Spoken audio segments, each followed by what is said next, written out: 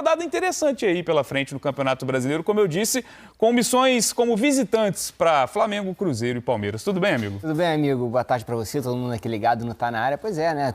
Três times postulantes ao título ainda nessa edição do Campeonato Brasileiro. Flamengo, Cruzeiro e Palmeiras em ordem ali, disputando a primeira colocação. Os três jogam fora de casa, sendo que o Cruzeiro, na minha percepção, tem um caminho que parece ser mais tranquilo para assumir a liderança do que o enfrentamento do Flamengo fora de casa contra o Corinthians ou o Palmeiras fora de casa contra o Bahia. O Cruzeiro, teoricamente beneficiado, entre aspas, por não estar em uma competição sul-americana.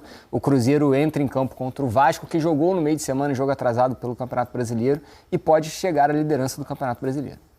É isso, Betão, bem-vindo ao Tá Na Área, amigo. Boa tarde para você. Vem rodada interessante aí do Campeonato Brasileiro, mas como eu disse, ainda não dá para desgarrar tanto, porque ontem tivemos fortes emoções na Libertadores com classificação do Flamengo fora de casa lá em La Plata contra o Estudiantes, depois de perder no tempo normal por 1-0. Rossi foi herói nos pênaltis, o Flamengo vai para a semifinal da Libertadores, depois de ficar fora 2 anos, né? Desde o título de 2022, o Flamengo não disputava a semifinal. Tudo bem? Boa tarde, Bené, tudo ótimo. Boa tarde, nosso Ed aqui voltando das férias. Coisa boa, né? E abraçando, coisa ótima. E abraçar a nossa audiência também, né? Ô, Bené, eu fiz esse Flamengo de ontem, acho que dá alguns recados para a torcida, né? Primeiro você citou o Rossi, né? Acho que eu lembro, vou fazer uma situação agora que o Rubro Negro não gosta muito, que é lembrar de 2019. Então, pro Rubro Negro que saiu do jogo ontem, olhando para a atuação aquém e que pode refletir um recorte da temporada aí, se você pegar as 2 últimas rodadas do Brasileiro e essas 2 pernas aí contra o Estudiante, pode ser o momento onde o Flamengo oscilou, tem dado uma oscilada na temporada, que o torcedor fica preocupado, vai oscilar logo agora? Aí vem 2 recados. O Rossi, assim como o Diego Alves, precisou de um jogo de Libertadores nos pênaltis, oitavas contra o Emelec, para pegar 2 pênaltis também e classificar o Flamengo. E dali ele ter um reconhecimento e seguiu defendendo e tendo moral contra o Flamengo. E também nessa temporada de 19, se o Rubro Negro refrescar um pouco a memória, aquele Flamengo que, assim como esse, lidera o Brasileiro e liderava muito bem e dificilmente oscilava no Brasileiro, fez uma fase de mata-mata da Libertadores, não assim a passeio. A de 22, por exemplo, é muito mais tranquila do que a de 19. Em 19 o Flamengo perde, tem que vencer e eliminar nos pênaltis do Emelec. O Flamengo derrota o Internacional, que muito Rubro Negro queria que goleasse, que era o time do Odair. O Flamengo vence 2-1 e tem um empate, 2-0 e um empate fora. Depois vai para uma semifinal, tem um jogo de igual para igual com o Grêmio, joga muito bem, mas tem muitos gols anulados, 1-1. E aí tem um grande jogo da Libertadores daquele ano, que é o 5-0 no Grêmio aqui. E faz uma final ruim, é uma final abaixo, e aí que o milagre do Gabigol aparece e define. Então, assim, jogar mal, Libertadores, amigo, é guerra, tem que classificar. Você oscilar, você vender, o adversário ser melhor, superar você em algum momento, você tem que classificar. Nos pontos corridos, aí eu acho que o desempenho, oscilar o quanto menos possível, aí define o título. Na Libertadores está tudo aberto, continua sendo um dos favoritos. Eu acho que é bom lembrar para esse título que não foi um passeio nas 2 competições. O Flamengo oscilou bastante e foi campeão. Vamos colocar na tela o chaveamento da Libertadores, só para a gente mostrar, né, como é que ficaram as semifinais da competição. São Paulo acabou eliminado ontem também, era uma possibilidade de uma semifinal brasileira de um lado, né, do lado do Palmeiras. Sim. Temos Palmeiras, que passou do River Plate vencendo os 2 jogos contra a LDU, que também venceu os 2 jogos contra o São Paulo. E vale lembrar, a LDU foi líder do grupo do Flamengo, já tinha tirado o Botafogo e é comandado por um brasileiro, né? É um técnico brasileiro que também... Thiago Nunes. Longe, né? Exatamente. Do outro lado, o Racing venceu as 2 partidas contra o Vélez Sarsfield, num confronto argentino, vai pegar o Flamengo, que venceu o Estudiantes nos pênaltis, né? Lembrando que quem faz os jogos da volta como mandante são o Racing e Palmeiras. Vamos colocar no papo o Emanuele Moreira, a Manu, setorista do Flamengo lá no GE. Globo, para falar, Emanuele Ribeiro, perdão, para falar sobre esse jogo. Ô Manu, eu te chamo tanto de Manu que eu esqueci o seu sobrenome. Vê se pode. Bem-vindo ao Tá Na Área, tudo bem? Ficou fofo. Para falar dessa vitória nos pênaltis, sofrida classificação do Flamengo fora de casa. Bem-vinda, Emanuele Ribeiro. Oi, Bené, boa tarde para você, Beto, Raed, para todo mundo que está acompanhando aqui. Não tem problema, não. O importante é a gente estar aqui para falar sobre esse jogo, né? Falar sobre essa classificação importante do Flamengo. Era o objetivo da diretoria chegar à semifinal da Libertadores, objetivo cumprido com sucesso. O Flamengo que não fez um grande jogo contra o Estudiantes, mas como o Beto falou ali, no final o que importa é a classificação, como o próprio Felipe Luiz também disse na entrevista coletiva, né, que a manchete não deveria ser a atuação do Flamengo e sim a classificação. O Flamengo está mais uma vez na semifinal da Copa Libertadores e agora fica a preocupação para a sequência, né? A gente viu o Flamengo ontem numa rotação um pouco abaixo, o Felipe Luiz tendo que fazer ali umas mudanças no time no segundo tempo, um time que pareceu mais desligado do que o normal, né? Não teve, parece, aquele senso de urgência que deveria ter num jogo como esse, que é um jogo de eliminatória, de Libertadores, mas agora volta o seu olhar para o Campeonato Brasileiro com a preocupação do desgaste físico dos jogadores, né? Acho que esse é um debate que fica nesse momento. Ontem o Felipe Luiz falou sobre isso, queria ter tirado o Jorginho, por exemplo, antes do jogo, mas ele é um dos principais batedores de pênalti aí do Flamengo, por isso ficou no jogo até o final, e agora ele talvez terá que tomar algumas decisões para essa sequência, né? Conseguiu o objetivo na Libertadores, mas tem outro objetivo paralelo, que é a prioridade do clube nessa temporada, que é que o Flamengo vai fazer 2 jogos fora de casa, né? Foi um jogo contra o Estudiantes na Argentina, treinou lá hoje, depois dessa partida, e agora vai viajar para São Paulo hoje à tarde, já tá viajando, tá no voo nesse momento, para jogar contra o Corinthians no domingo na Neoquímica Arena. Então, nesse momento da temporada, esse momento de oscilação, a gente tem muito que levar em conta também isso que está acontecendo dos jogos, da sequência, das viagens. O Felipe Luiz chegou no momento que ele vai ter que fazer algumas escolhas ali no dia a dia de trabalho, porque, pelo que a gente tem ouvido ali, o Flamengo tem alguns jogadores que já estão no seu limite físico, e esse é um problema para o técnico resolver agora na sequência. Dá pra dizer que o Flamengo, de certa forma, revisitou a Libertadores raiz ontem, né? Com aquela emoção, mas a gente sabe da superioridade que o Flamengo tinha antes do confronto, né? Acho que talvez por isso, a gente viu, inclusive, um grande susto que o Flamengo sofreu, que foi o segundo gol, que seria o segundo gol do Estudiantes, que foi anulado depois da checagem do VAR, por posição de impedimento, enfim. Raed, falando do confronto como um todo, né, principalmente do início do jogo no Maracanã, esperava-se uma vida mais fácil do Flamengo diante do Estudiantes. A gente lembrar se a gente colocar na mesa os 180 minutos, com 10 o Flamengo já vencia por 2-0. Então, de certa forma, causa um impacto. Mas é algo a se comemorar, né? Claro que o Felipe Luiz tem algo a corrigir, porque o Flamengo novamente vai decidir fora de casa no jogo da volta, mas não deixa de ser uma boa noite de quinta-feira para o Flamengo também. Tem que pesar esses dois lados da forma mais correta, né? Você falou 2 coisas que me chamaram a atenção. A primeira fala de um confronto de 180 minutos, a gente não pode deixar passar despercebido o que aconteceu no jogo de ida, a arbitragem que praticamente colocou o Estudiantes novamente na disputa para o jogo de volta. Então, isso aí também tem que ser colocado. A arbitragem não pode ser debatida, às vezes pode sim. O árbitro do jogo, ele condicionou o jogo da primeira partida, dos minutos finais da primeira partida, colocando o Estudiantes em disputa para a segunda partida. E eu acho que a grande questão do Flamengo, e não só por esse gol sofrido, é que todas as jogadas do Estudiantes de perigo, e se a gente puxar na memória algumas jogadas também de perigo em outros enfrentamentos do Flamengo, passa dessa bola longa no espaço entre o Varela e o Léo Ortiz. Nessa o Léo Ortiz perdeu, o jogador do Estudiantes, me fugiu o nome dele. Carrilho. Oi? Desculpa. Carrilho do Estudiantes? O Medina, né? O que fez o gol. Ah, o Benedetti. Benedetti. Desculpa, me fugiu o nome dele. O Benedetti acertou um chute incrível, fez o gol da partida, porém o gol anulado também sai de um lançamento longo em uma bola que o Léo Ortiz perde na disputa, quer dizer, o Léo Pereira perde na disputa, o Ortiz consegue deixar impedimento. Então, é um ponto de atenção desse Flamengo, essa bola longa para esse espaço que sempre fica quando o Varela vai para o campo de ataque. É uma área um pouco grande para que o Léo Ortiz consiga cobrir e os adversários já começaram a se ligar nisso. E é um risco, né? Que esse time, do jeito que joga, sofre também, né? Que tem que estar sempre trabalhando nessa distância, esse cobertor curto. O Felipe gosta. Eu nem achei que o Flamengo foi a Flamengo, subindo tanto, né?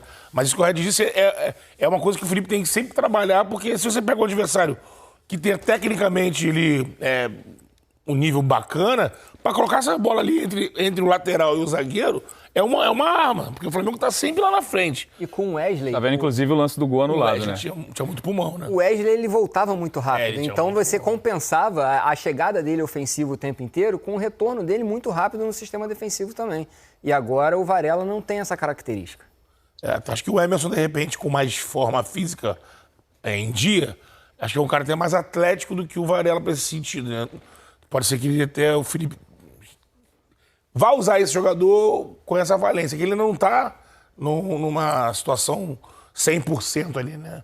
O Emerson pode ser um jogador para fazer isso, para voltar, não sei se como o Wesley, que o Wesley estava fazendo isso de uma forma brilhante, né? Ele encaixou de um jeito que ele era uma solução para aquele espaço ali.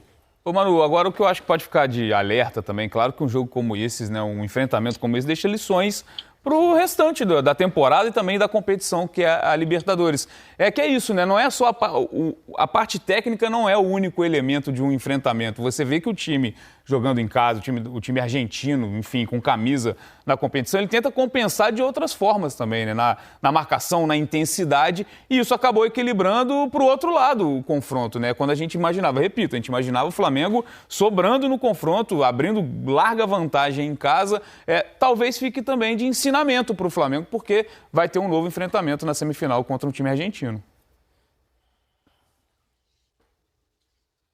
Esse foi um dos temas, né, recorrentes ontem na coletiva do Felipe Luiz, também depois na zona mista com os jogadores, perguntando sobre essa questão do estilo de jogo argentino, da intensidade argentina, agora com o Racing também pela frente, e muito dessa questão também que eu falei aqui do Flamengo estar numa rotação abaixo, parece que não estava conectado totalmente com esse jogo, né? E até pelo jogo de ida, que o Flamengo vai fazer também o primeiro jogo contra o Racing agora em casa, no Maracanã, de ter as oportunidades e aproveitá-las. Poderia ter ido para a Argentina com um resultado um pouco mais tranquilo, né, para sofrer menos agora diante do Estudiantes. E o Felipe Luiz falou muito sobre essa questão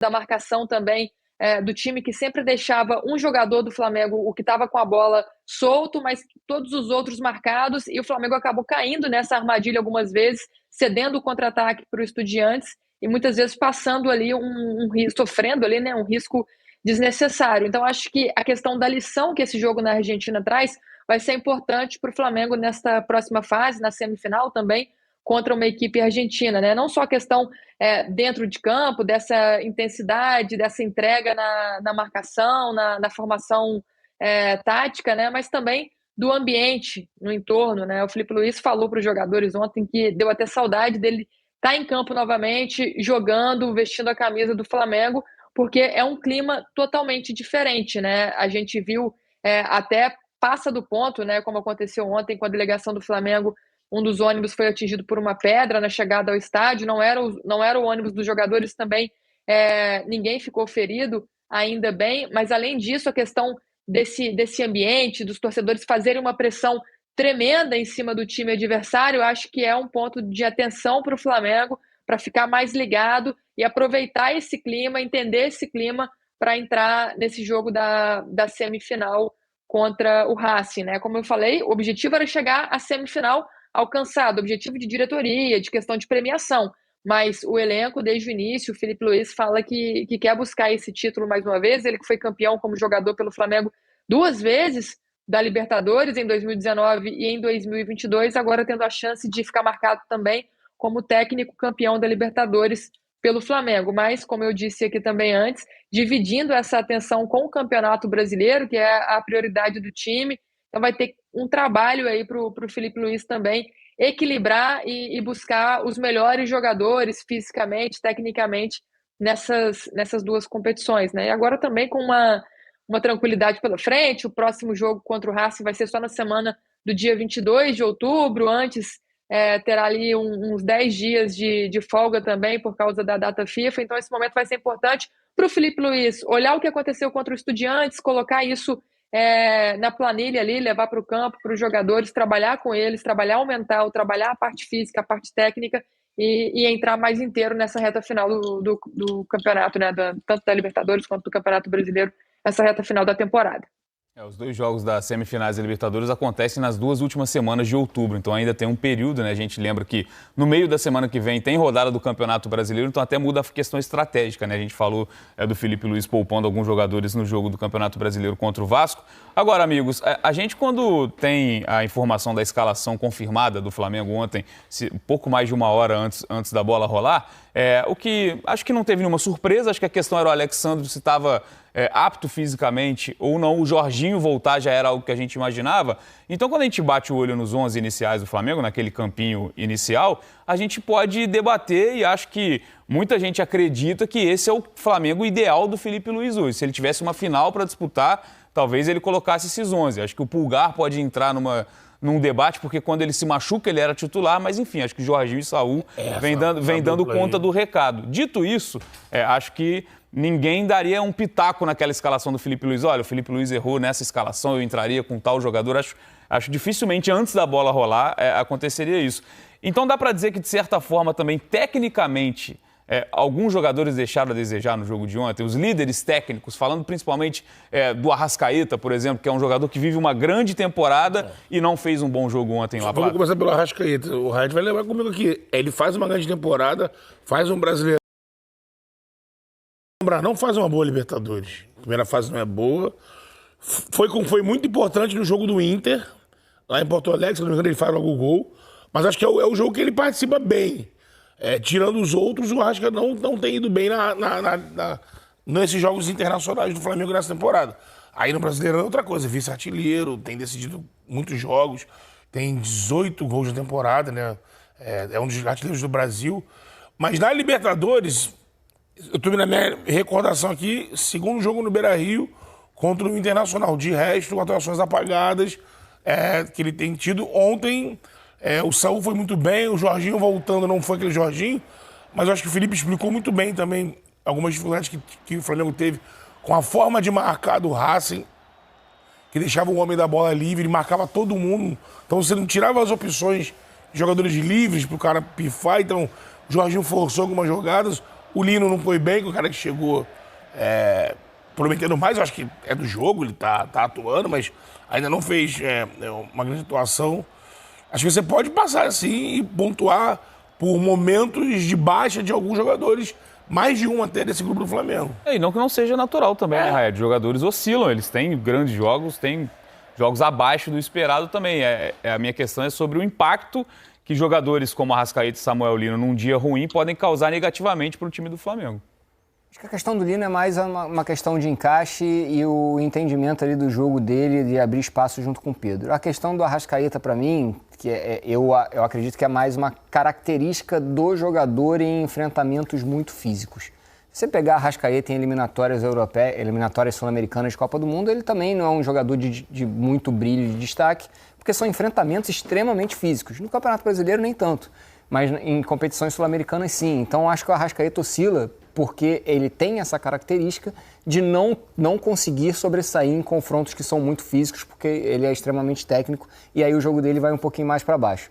E com relação a esse sistema de jogo do Eduardo Domingues, do técnico do Estudiantes, de sempre tirar a opção de passe e deixar o portador da bola com mais liberdade, tem um técnico no futebol brasileiro que faz isso com maestria. O nome dele se chama Abel Ferreira. E o Felipe Luiz já jogou contra o Abel Ferreira, sabe como fazer o time sair desse sistema. Então, acredito que um pouquinho mais de cuidado, um pouquinho mais de estudo, o Flamengo consegue passar pelo Racing na semifinal. É um time superior. Agora, precisa se adequar também às diversas formas de se disputar competições. Acho que a distância entre Flamengo e Racing é menor que entre Flamengo e Estudiantes, sim. Mas segue sendo favorável, bastante favorável ao time brasileiro. Né? Desculpa só te interromper, Betão. É porque toda competição ela tem uma característica. O Flamengo sabe jogar o Campeonato Brasileiro. O Flamengo tem características do Campeonato Brasileiro, tem um elenco superior, muito investimento, consegue disputar o Campeonato Brasileiro com propriedade. Copa do Brasil vinha mostrando nos últimos anos que também conseguia. A Libertadores é uma competição com outras características. E para você disputar as competições com diversas características diferentes, você tem que saber entender as características dessas competições e conseguir sobressair nesses enfrentamentos. Até agora, o Flamengo deu sorte nos enfrentamentos para conseguir chegar até a semifinal. A partir de agora, tem que saber jogar a competição. Betão, ia comentar alguma coisa? Foi. Foi? Foi. Eu ia só pontuar que contra o Inter, eu acho que o Flamengo dá pra gente colocar que o Flamengo sobrou. grande jogo. No confronto. Mas é um enfrentamento nacional. Sim. É um enfrentamento nacional. É como E se você também tivesse... é algo que está sendo mais frequente na Libertadores também, por conta do alto número de times brasileiros na competição. Enfim, a gente tem 7 times brasileiros, 8 na Libertadores. Eu lembrei aqui, eu ia falar que esse Racing é um Racing que vem... É um time campeão, né? Da Sul-Americana. É, o Sul-Americano. Ganhou a Recopa do Botafogo. A Recopa muito bem contra o Botafogo. Daquela zona, né? Já não tinha treinador, mas era um elenco ainda bem recheado, né? Mas o Botafogo não conseguiu ver a cor da bola. O time do Racing atropelou. Muita intensidade. Esse Flamengo tem que se ligar nesse jogo. É um time que vai lutar muito, é um time que não costuma chegar muito. Então, assim, ano passado, quando eles conquistaram o Clausura, lá já foi uma comoção, porque não é um time que ganha toda hora. Aí ganharam a Sul-Americana, foi outra, porque não ganhava uma Copa Intercontinental há muito tempo. Então, você vai ter um Racing, além de tudo, muito comovido nessa semifinal. Assim, vai ser... O estádio vai ser... Sempre cita o estádio argentino, né? Ali a torcida do Racing vai estar numa... Vai estar numa loucura, porque o Racing não faz a final de Libertadores há muito tempo. Então, assim, vai ter que jogar contra tudo isso. Mais uma vez, o importante nesse confronto, ainda mais do que do Estudiantes, é fazer um grande confronto no Maracanã e conseguir a melhor vantagem possível. Lembrando que o Racing, na campanha da Sul-Americana do ano passado, passou por brasileiros também, né? Sim. Eliminou o Corinthians na semifinal, o próprio Cruzeiro. Amassou o Cruzeiro na decisão, final. Não deu chances ao Cruzeiro, então treinado pelo Fernando Diniz. Manu, mas voltando a falar de campeonato brasileiro, né? Eu falei sobre a escalação, de como a gente acredita, né? Pelo menos nessa visão atual, de que os 11 do Felipe Luiz para um jogo decisivo são os 11 de ontem, porque o Alexandre começou jogando, o Jorginho voltou. Pro Campeonato Brasileiro, pro jogo do fim de semana fora de casa, a gente já lembrou aqui que os líderes do campeonato têm compromissos como visitantes. Dá para imaginar alguma mudança já em relação à questão física mesmo desses jogadores, do próprio Jorginho que está voltando, do Felipe Luiz dosar um pouco alguns jogadores para o jogo contra o Corinthians?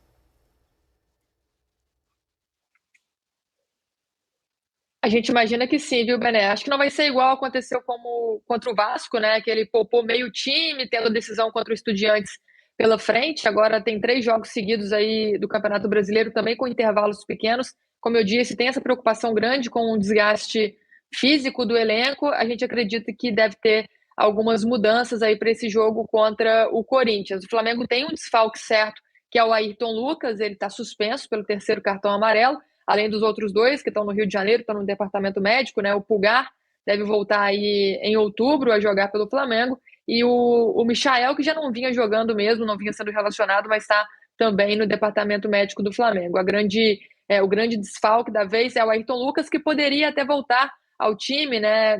Nesse debate de possibilidade de poupar o Alexandro pelo jogo desgastante que fez também na Argentina.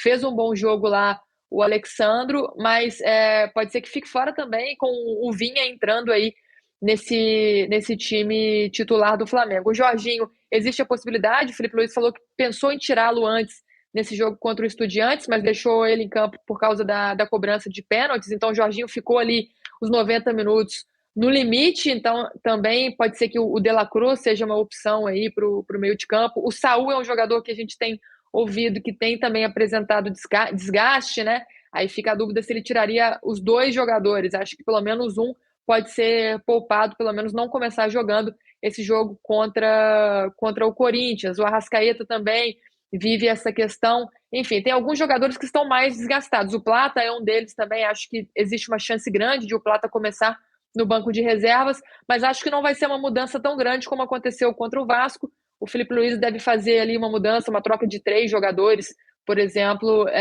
visando essa partida e visando dar descanso também a alguns jogadores para que não cheguem no seu limite físico.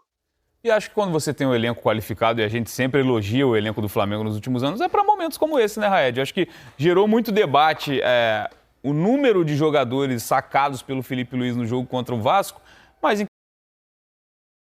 manter o nível, né? A gente elogia o elenco do Flamengo em janelas de transferências, quando o Flamengo contrata com altas cifras, para momentos como esse também, para você conseguir descansar alguns jogadores e manter o nível do time. E o debate contra o Vasco só se deu por conta do resultado, né? Porque se tivesse vencido o jogo, todo mundo ia estar batendo palmo pro Felipe Luiz. O Flamengo tinha um jogo importantíssimo na semana, que era contra o Estudiantes, precisava avançar, precisava passar pelo Estudiantes, para seguir vivo na Libertadores, o Felipe Luiz optou por mudar muito o time contra o Vasco. O resultado não veio, acontece, futebol tem disso também, né? Não tem muito o que fazer. O elenco do Flamengo é fortíssimo, é um dos melhores do continente sul-americano. O Flamengo briga em duas frentes importantíssimas, Brasileiro e Copa Libertadores, e tem um elenco extremamente qualificado exatamente para dar opções para o Felipe entender o adversário e programar o seu time para tentar fazer o melhor dentro de campo. Trocar o Plata pelo Luiz Araújo é uma troca normal, trocar o Jorginho ou o Saúl por um Pulgar, não sei se o Pulgar pode voltar, mas o De La Cruz era titular do time. Sim. Então, assim, é um elenco fortíssimo que o Flamengo tem. É um absurdo. Eu tô pensando, ontem a parte da frente, os jogadores de frente não foram bem. O quarteto, você diz. O quarteto. Eu não acho nenhum absurdo, pensando fisicamente, em uma recuperada desse. São dois caras primordiais, o Saúl e o Jorginho, assim, não dá pra brincar. Se tiver mesmo, um tá voltando de contusão e o outro chegou a sair de um jogo com uma suspeita de alguma coisa, mas continuou. Cara, é entregar os pontos pro Corinthians, jogar com o Alan e com o De La Cruz e Carrascal no lugar do Arrascaeta. O Arrascaeta chegou, teve uma rodada agora recente que o Flamengo tirou o Arrascaeta e botou um outro jogador. A torcida fez uma loucura no Twitter, nas redes sociais. Pra que comprou o Carrascal se não usa? Assim, se resolver jogar, porque eu já vi o Felipe falando em coletiva que a volta, o pós desses jogos assim, que não foi nem o caso de ontem, que o Flamengo, até naquele final, teve que se desdobrar um pouco mais ali para poder segurar, mas não foi um jogo que o Flamengo jogou até passar mal fisicamente. Mas o Felipe sempre diz que esses jogos, assim, a volta pro jogo seguinte é complicado. Se entrar em campo, vamos dizer que ele segura a dupla de volantes e bote Alan e De La Cruz, que ele dá uma segurada no Arrascaeta pro primeiro tempo, pelo menos, e bote o Carrascal, que jogue o Luiz Araújo no lugar do Plata, mantenha o Pedro. Pode colocar o Bruno Henrique. Ou o Bruno Henrique, ou ter uma trocada no Lino, ou deixa o Lino jogar, enfim. O time vai deixar de ter condições de ganhar, vai continuar sendo um time de qualidade. Sim. Pode não ser um time com o melhor entrosamento do mundo, mas continua sendo um time que entra em campo para negociar, para vencer e empatar, perder do jogo, mas com condições de vencer ele entra. Não, ainda mais comparando ao time do Corinthians, a gente vai falar daqui a pouco mais sobre o Corinthians, desfalcado, o Corinthians não tem as principais peças, então acho que o Flamengo, optando por fazer algumas mudanças, segue sendo muito mais time do que o Corinthians também nesse comparativo. Manu, obrigado pelas informações, volte sempre ao Tá Na Área, então domingão tem Corinthians e Flamengo. Até a próxima. A gente segue falando. Valeu, gente, bom programa pra vocês aí, domingo a gente vai estar acompanhando lá. Olha o delay, matou a gente. E é o jogo do Charla no Olha aí, já deixei o gancho. Charla no Premier 2, jogo é à noite, domingo 8h30. 8h30 da noite. Premier 2, Charla... E tem um ingrediente porque o Flamengo pode perder a liderança momentaneamente, porque o Cruzeiro joga no sábado e o Palmeiras joga um pouco antes no domingo também. Tem esse ingrediente também de entrar talvez um pouco mais pressionado. Vamos colocar aqui no nosso telão os jogos da 25ª rodada do Campeonato Brasileiro, que se inicia